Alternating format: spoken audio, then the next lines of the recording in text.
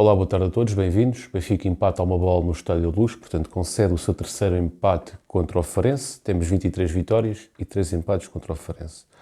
O Benfica já perdeu 6 pontos nos últimos 5 jogos, das últimas 5 jornadas, nomeadamente 2 pontos ontem, 2 pontos contra o Moreirense e 2 pontos contra o Casa Pia, e o José Mota está a 2 jogos sem perder contra o Benfica.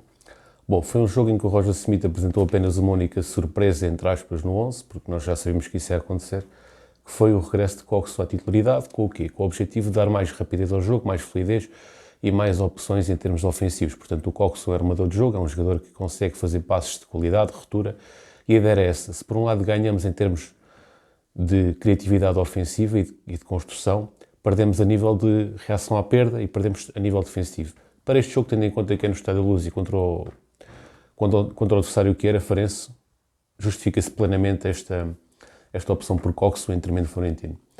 Em relação ao restante 11, não me causa surpresa, portanto o Tiago Stede tem sido uma aposta ultimamente, em alguns jogos tem respondido, noutros não. Creio que o avançado ideal poderia ser eventualmente o Musa, mas não me oponho ao facto de ser o Tiago Stede, ou até mesmo o Gonçalo Guedes numa questão de adaptação. Quanto ao defesa esquerdo, aqui de facto não está na convocatória nenhum defesa esquerdo de origem. Realmente não estou de acordo, mas estou de acordo com a titularidade de Morato. Portanto, acho que o Morato está a crescer enquanto central adaptado a lateral, está cada vez melhor e no jogo de ontem apareceu no momento ofensivo com qualidade. Portanto, aqui a única coisa que eu me oponho é mesmo ao facto de não ter entrado na lista de convocados, corrijam-me se estiver enganado, nenhum lateral esquerdo. No entanto, e mais uma vez reforçando, não me oponho ao facto de Morato ser titular. Acho que é justíssimo e que faz sentido. Portanto, o 11 foi Turbin, Freddy Costens, Otamendi, António Silva, Morato, João Neves, Coxo, Di Maria, Rafa, João Mário e Tiago Stede. Não sendo o meu 11 ideal, é um 11 que eu aceito e que parece-me razoável e aceitável e que, no fundo, correspondeu, pelo menos em termos exibicionais, às expectativas. Portanto, o Benfica, apesar deste empate, que é desolador, ainda por cima agora vamos ter 2 deslocações, uma a Salzburgo e outra a Braga. Apesar disso, o Benfica teve um caudal ofensivo elevado e que nos deixa boas perspectivas. Portanto, o Benfica criava muitas oportunidades, tinha um jogo fluido, um jogo interessante, até diria rápido, coisa que tem sido rara esta época, com jogadas de grande qualidade, no meu entender, mas que pecava na finalização. Chegava ao momento de finalização e o Benfica não conseguia concretizar a avalanche de oportunidades, e sim, a avalanche de oportunidades que o Benfica teve. Teve oportunidades claríssimas, mais do que suficientes, para ir para o intervalo a ganhar e por um resultado dilatado. Não aconteceu. Fomos para o intervalo empatados, com um empate a ser claramente injusto e penalizador para a melhor equipa que esteve em campo, que foi o Sport Lisboa e Benfica. Resta-me acrescentar que o Benfica entrou em 4-2-3-1 e que o Farense entrou em 4-5-1, Farense com uma linha média-baixa, ou mesmo baixa, digamos, se bem que por vezes espreitava o contra-ataque, e o Benfica com as linhas subidas a jogar um futebol total, um futebol de ataque, com várias oportunidades, quase todas elas a sair dos pés de Di Maria, e depois a falha na concretização de Rafa. Se Rafa teve o mérito de conseguir aparecer na cara do golo, apareceu, rematou, teve o mérito de aparecer no sítio certo e também é preciso ter qualidade para saber onde é que tens de colocar. Portanto, teve essa qualidade de saber se colocar no sítio certo. Mas teve o demérito de não conseguir concretizar. Alguns golpes técnicos foram mal executados, outros foram bem executados, mas quando foram bem executados, o guarda-redes Ricardo Velho do Farense, que fez uma exibição de altíssimo nível, conseguiu evitar alguns gols que pareciam certos. Portanto, um pouco de mérito do Benfica, mas também um pouco de mérito da organização defensiva do Farense.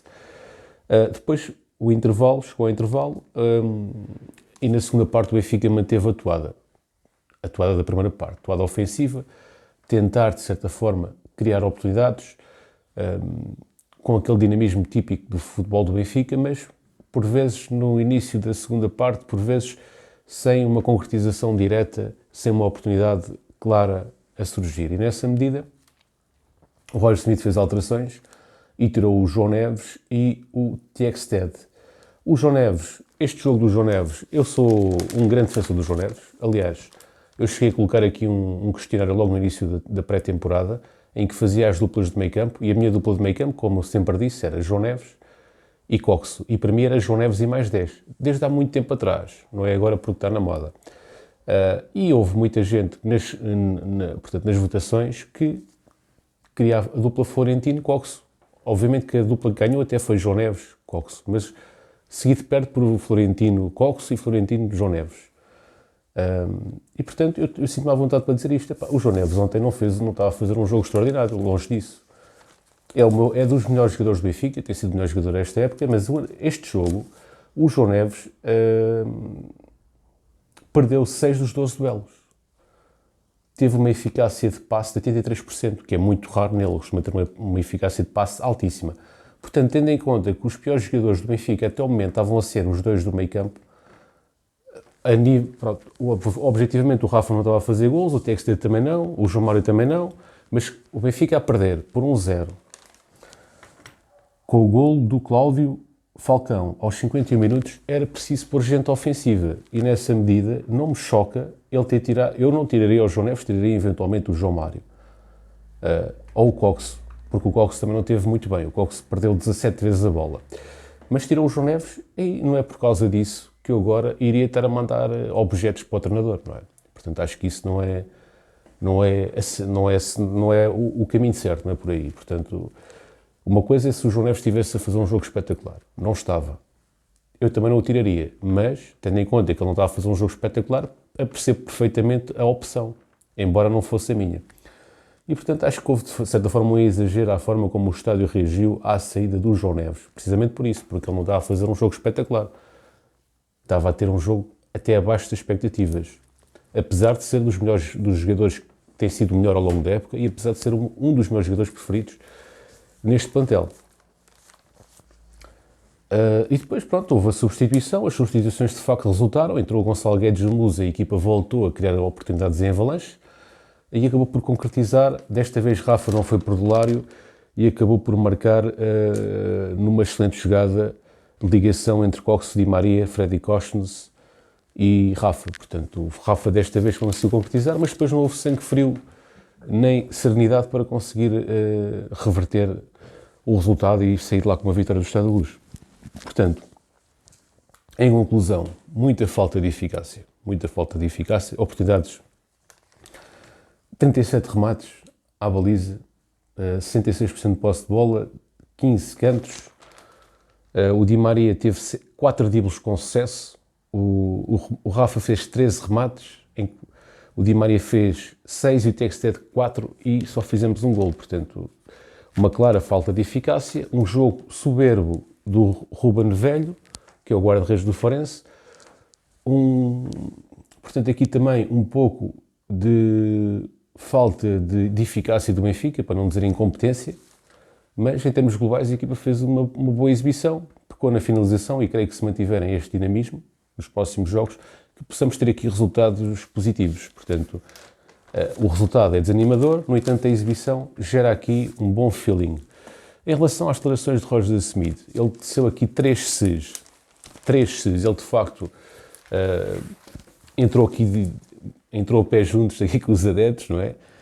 Se não respeita o Benfica, fiquem em casa, foi um dos Cs. Isto agora tem que ser tudo contextualizado, não é? Eu estou a ler aquilo que está aqui na capa do jornal. O outro C é, se precisam de um treinador que faça as substituições que os adeptos querem, eu saio. E o terceiro C foi, se eu for um problema, darei espaço para alguém fazer melhor. Portanto, o que é que eu acho desta situação? Acho que o Roger Smith, apesar de ser nórdico, tem uma personalidade bastante latina, portanto, acho que ele bateu de frente com os adeptos. Isso é ao mesmo tempo um ato de coragem e de loucura. Portanto, ele tinha aquilo entalado ali porque ele sente-se injustiçado. Portanto, puseram o homem no céu, do novo Eriksen passou a Badameco. É o novo Eriksen. Agora já é um Badameco. E o homem, obviamente, está um pouco insatisfeito com ter passado do céu ao inferno e também pelas críticas, quer dizer. Eu tenho este canal e percebo, não é? Eu desde a pré-época que vejo o pessoal a contestar o Roger Smith, quer dizer, desde a pré-época. Quando o Benfica ganhou o Porto na Supertaça, até mesmo os adeptos do Benfica, muitos estavam insatisfeitos com a exibição. E, portanto, desde o primeiro dia, desde a pré-época e desde o primeiro dia do campeonato, que tem existido uma contestação irracional ao Roger Smith, que desta vez já é racional. Desta vez já faz sentido para haver alguma contestação. Na altura não havia. E o homem sentiu-se injustiçado com certeza, não é? E acabou por dizer aquilo que pensa. E às vezes nós dizemos tudo aquilo que pensamos, às vezes não é positivo. Teve coragem e ao mesmo tempo loucura, não é? Mas de certa forma também temos que perceber. Se o homem foi mandaram-lhe um objeto, não é? Não sei exatamente o quê. Mandaram-lhe um objeto que parecia um copo e pronto. E o homem sentiu-se desrespeitado por todo o estádio. É normal que ele, se o trataram mal, é normal que ele tenha uma reação também má. Portanto, eu não sou a favor de sentenças de morte. Portanto, acho que isto não é nada de especial.